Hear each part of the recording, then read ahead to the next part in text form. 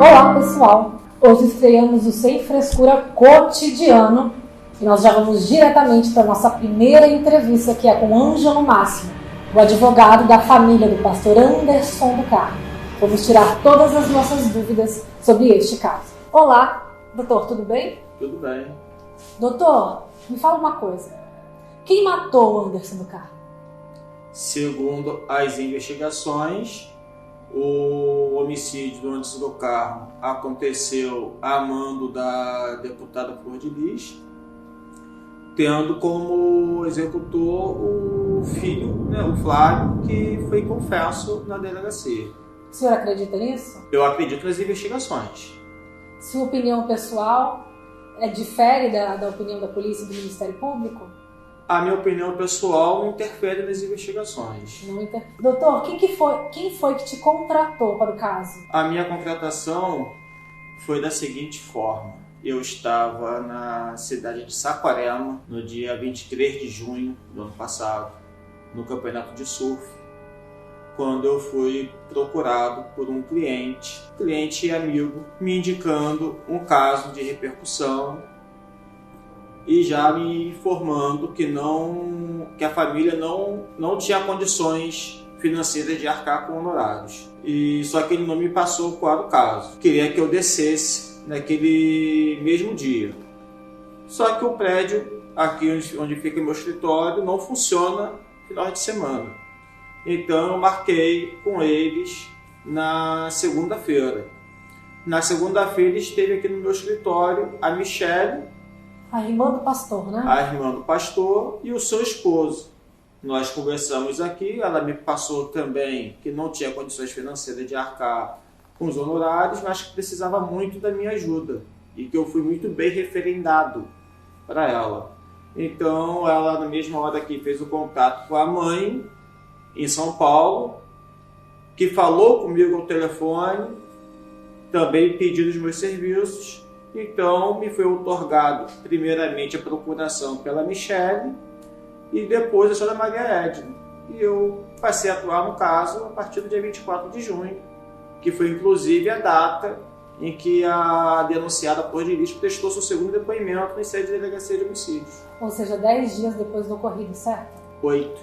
8 dias, foi dia 16? Dia 16, dia 24, eu entrei no caso. Então a Michele morava aqui?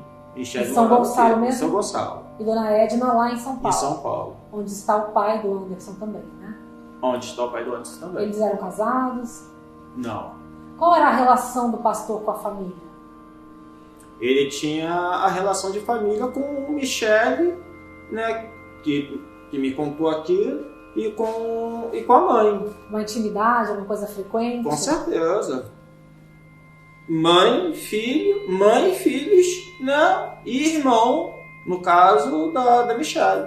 E elas frequentavam a casa de Anderson aqui? Não. Nunca? Nunca frequentavam.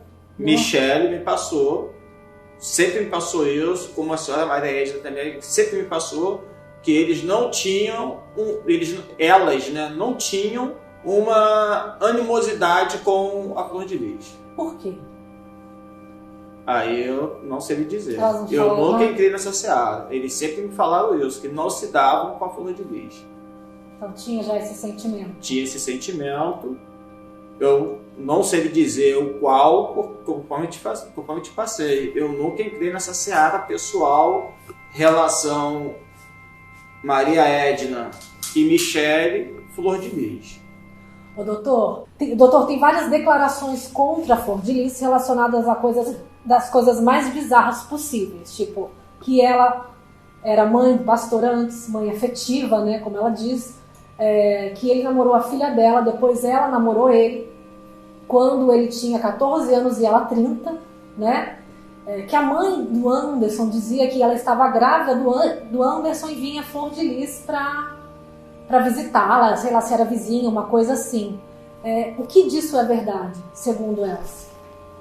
Vou esclarecer aqui para você, conforme já esclareci para outros veículos de imprensa. Essa relação Anderson-Flor de Lis. Como se iniciou?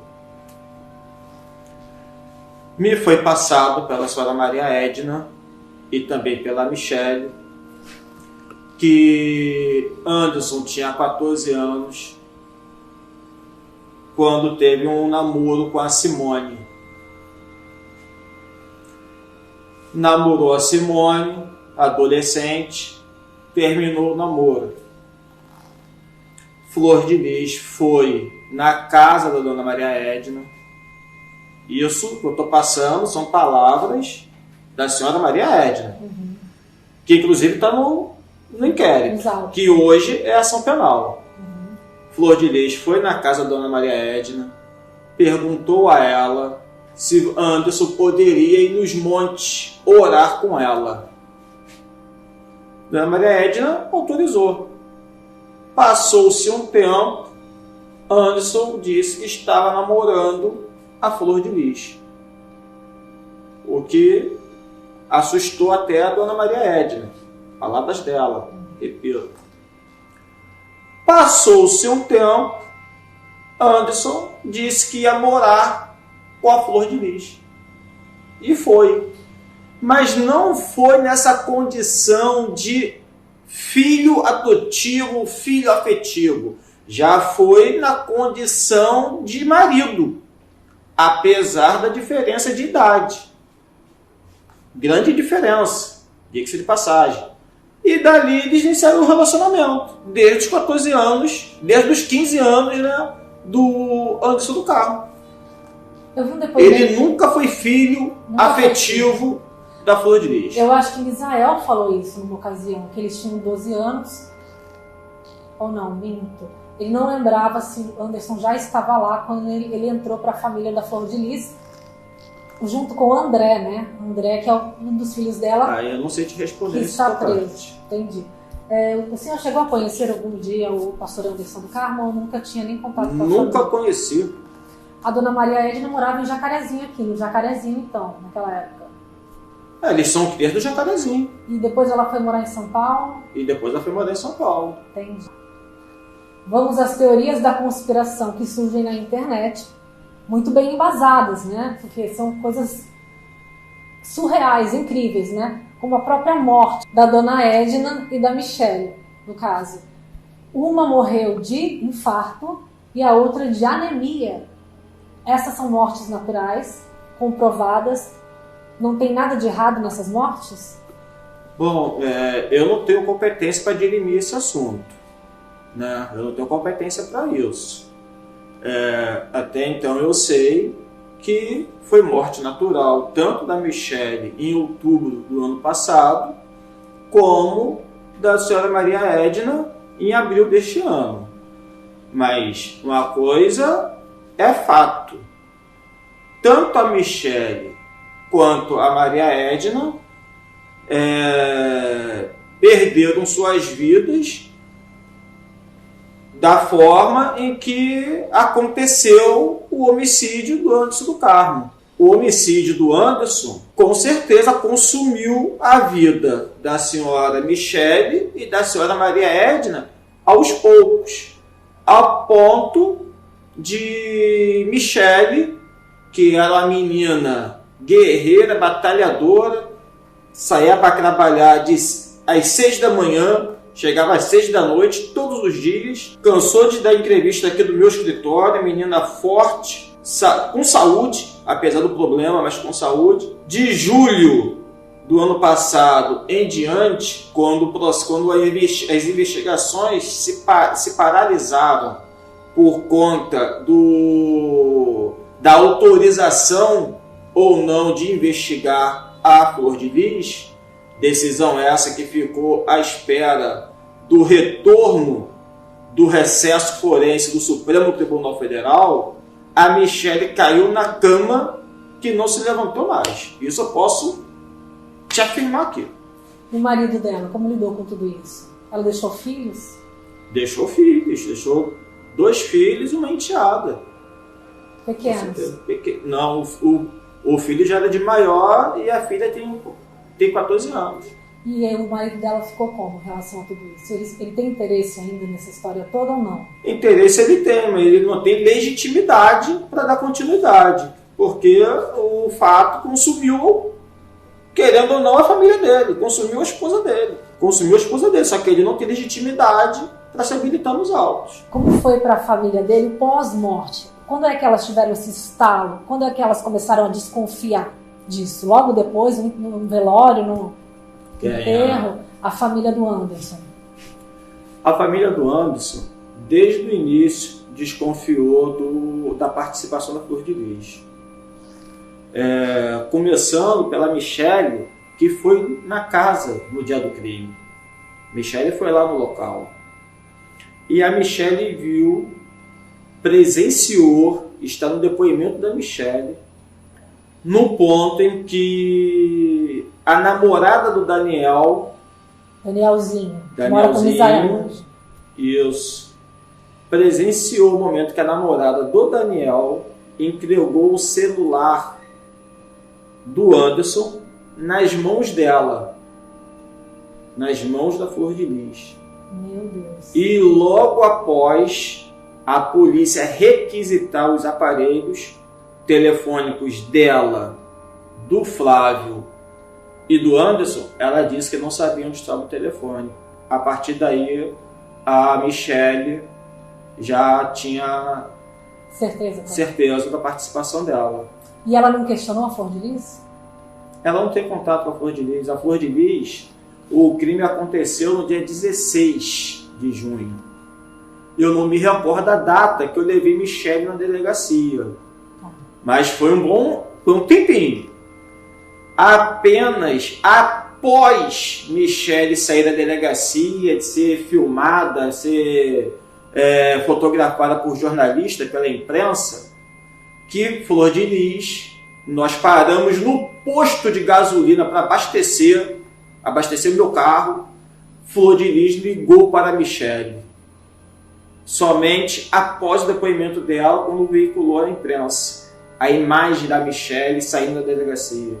Foi aí que ela ligou para a Michele para saber se Michele estava querendo alguma ajuda, se Michele estava precisando de alguma ajuda. Somente nesse tocante. Antes até, quando o telefone tocou, que ela viu que era a Flor de Lis, ela me passou e falou: doutor, é a Flor de Lis. O que eu faço? Eu falei: atende o telefone e vê o que ela vai me dizer.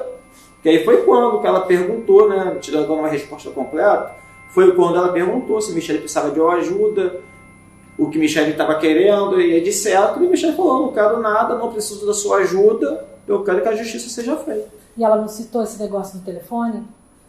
Ela nem tocou nesse assunto do telefone, porque ela já tinha prestado depoimento a quem de direito, a autoridade policial. Ou seja, a Flor de Lis se articula, né? Nos bastidores do crime, ela se articula, né? Muita coisa.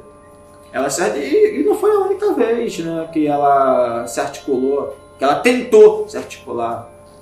Você, como advogado, você não acha que é pior para ela esconder certas coisas?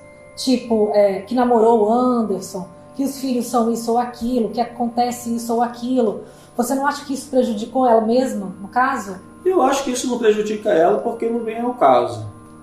Né? Assunto de interesse pessoal dela, eu acho que não interessa.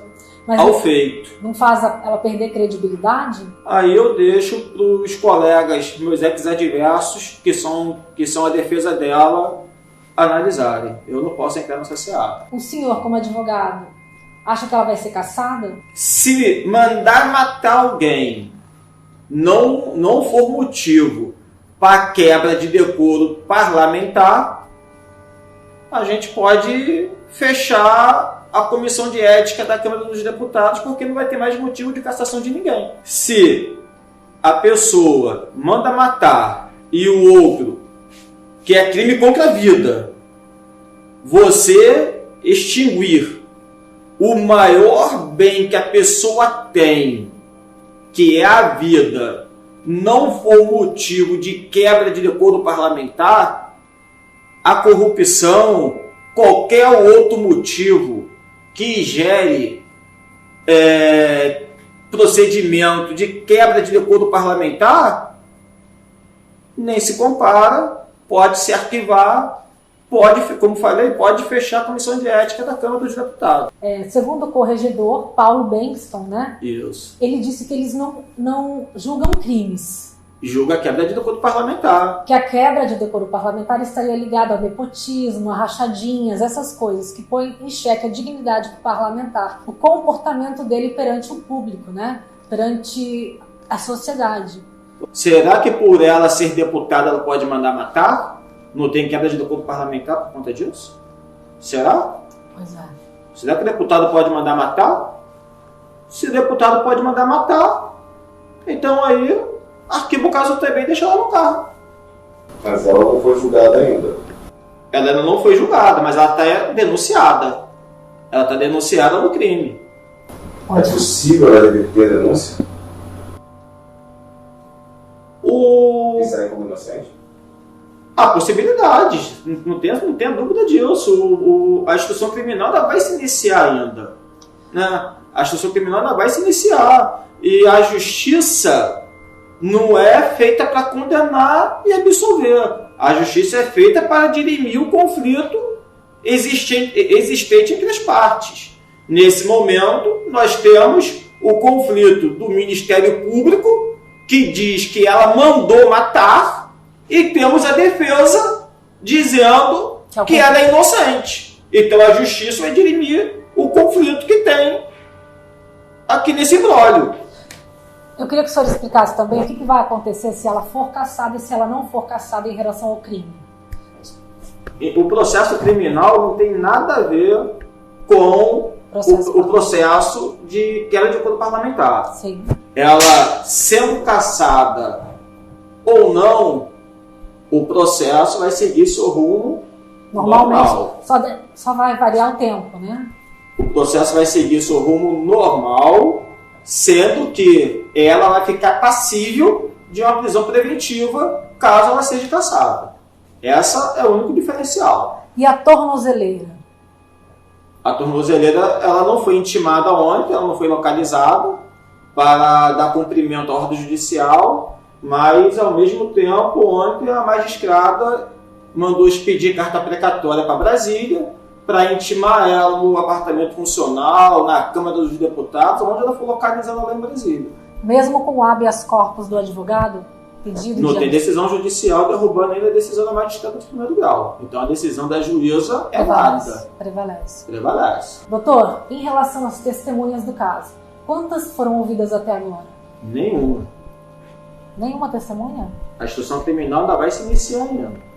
O Misael, a Luane, não foram ouvidos? Foram ouvidos na primeira fase, Flávio e Lucas. Em relação à ação penal 37, 478 e 70, a instrução criminal ainda vai se iniciar. Ninguém foi ouvido ainda. A novela está começando ainda? Não digo nem a novela, porque o feito está andando no seu regular efeito.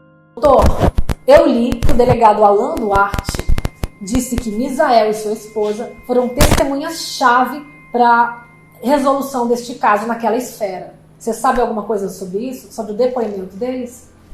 Bom, o depoimento do Misael foi bem claro, né, no sentido de toda a mecânica da casa. Não só do Misael, como da Luana, do Luan, do Daniel, da Rejane, após a oitiva deles, que a Rejane foi quem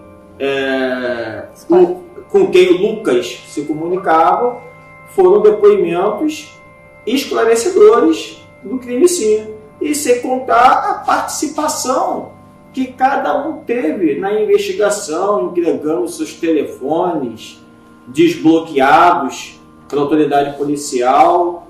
Desde o início, o Misael disse que a mãe era a mentora intelectual do crime, e o que acabou sendo comprovado pelas investigações. O poder de persuasão da Flor de Lis sobre esses filhos é grande, né? Porque eu vi entrevistas do Misael onde ele fala dela com um sentimento muito forte, como mãe mesmo. Ele chama o Anderson, que tinha a idade dele, de pai, né? Ele chegou a abandonar a família dele aos 12 anos para viver a vida com a Flor de Lis, né? Aos 15 anos. Eu li que eram aos 12 anos. Mesma idade do André. Está preso. O Anderson foi morar com a Flor de Lis com 15 anos. Não, eu tô falando do Misael. Tá. O Misael foi levado pelo André aos 12 anos, pelo menos é o que, que eu saiba. Né? Sim. Você teve acesso aos autos, doutor? Com certeza. A todos os depoimentos? Aquilo tudo que tá ali. Quantos depoimentos foram até agora? Foram muitos. Foram muitos depoimentos. Inclusive dos filhos que estão presos, obviamente. Inclusive dos filhos que estão presos. E o que você acha que pegou ali nessa coisa do Flávio, por exemplo, o Lucas? O Lucas tem ou não tem participação no crime? Essa condição eu vou deixar para a autoridade judicial decidir. Mas pode ser. Eu não posso valorar prova e valorar conduta numa entrevista. Mas o Flávio, a gente pode comentar porque o Flávio confessou. O Flávio é confesso. Em depoimentos, não foi um único depoimento, foram 3 depoimentos tomados no mesmo dia, um de manhã, um meio-dia que foi escrito e o outro à tarde. O depoimento de manhã foi filmado, gravado. O depoimento de meio-dia, se eu não me engano, foi o escrito. E o depoimento da parte da tarde foi filmado e gravado. Com a mesma versão. Com a mesma versão, o mesmo atuar de como atirou, como alvejou o pastor, tudo na maior santa tranquilidade ele prestou esses depoimentos. Inclusive, você vê que não tem o que se falar de coação em sede de delegacia, não tem o que se falar de ameaça, não tem qualquer ilegalidade quanto a esses depoimentos tomados do Flávio, onde ele se tornou confesso. Não tem. Tanto que é verdade que o policial que toma o depoimento dele oferece água para ele e pergunta a ele: você quer gelada ou quer ambiente? Ele preferiu a água ambiente. Ele abre a garrafa, bebe um gole da água e segue. No depoimento dele, inclusive, botando como que atirou e fazendo cenas de como foi o cenário. Então, a confissão dele é válida. Ele tem o direito agora de voltar atrás. É direito de defesa dele. Mas é uma prova que vai pesar na instrução criminal. Isso não se tem dúvida. E ele fala sobre os 30 tiros? Como é que foram os 30 Ele não fala 30, ele fala que foram 6. 6? Qual é essa? No primeiro depoimento gravado, ele fala até que foi 6 que ele se recorda. Esquisito, né? Que ele se recorda, ou seja, pode ter sido mais. De 6 para 30 tem uma diferença muito grande, com certeza, não tenha dúvida disso. Essas informações, essa entrevista com o Flávio pela polícia, corre em sigilo de justiça ou dá para ter acesso a elas? Estava em sigilo. Hoje não está mais. Pelo recebimento da denúncia, a magistrada levantou o sigilo das informações do processo. Entendi. O senhor acha que Flor de Lis pode ter estado voluntária e pessoalmente ali na hora dos tiros? Pode ter acontecido isso? Poder pode. Não temos prova disso porque o crime aconteceu dentro de casa, né? O crime aconteceu dentro de casa. Pode ser que ela estava... Aí a gente está indo em conjecturas. Mas que estavam todos dentro da casa quando o crime aconteceu, isso não se tem dúvida. Com exceção da Marzi, né? Com exceção da Marzi, que estava na casa do Misael. Para cuidar do filho de Misael. Mas a Marzi, segundo as investigações... A Marzi, por volta de 3 horas da manhã, recebeu no seu celular uma mensagem da Flor de Lis: me acorda às 8. E ao mesmo tempo ela se comunica com o Flávio, que segundo o depoimento do Lucas, quando ele foi deixar a mochila na casa por volta desse mesmo horário que a Marzi recebe a mensagem da Flor de Lis, ele estava falando no zap com alguém. O Lucas não soube dizer quem. Então, a mensagem da Flor de Lis para Marzi e a Marzi para o Flávio é tipo: estou chegando, pode descer. O senhor acha que pode ter sido uma cilada para o Lucas? Eu não posso falar sobre o Lucas, porque eu vou estar invadindo a esfera do juiz natural. As mensagens que o Flávio mandou para ele, o senhor teve acesso? Tive. O que está acontecendo aqui? Uma coisa assim. Isso é que já foi abordado pela imprensa e foi falado no curso da inscrição do processo do Flávio Lucas. Ele tentou jogar a responsabilidade para o Lucas, só que as imagens da via mostram que o Lucas, no momento do crime, não estava lá. É bizarro, né? Porque um crime demorar tanto para se resolver, né? Porque, não sei se é porque tem muita gente, ou envolve uma deputada, mas assim, foi um crime amador, né? Que foi feito na garagem de uma casa com 55 pessoas. Então, assim, falta o que para a polícia prender a Flor de Lis? Só a cassação dela? Não precisa ser nem a cassação dela, basta a Câmara afastar ela do cargo de parlamentar. Porque houve a terceira transferência de delegado. O Alan Duarte agora foi transferido de novo e veio Bruno Creuder, não lembro o nome dele agora. Isso é normal? Tem alguma ilegalidade ali? Mudança na administração pública interfere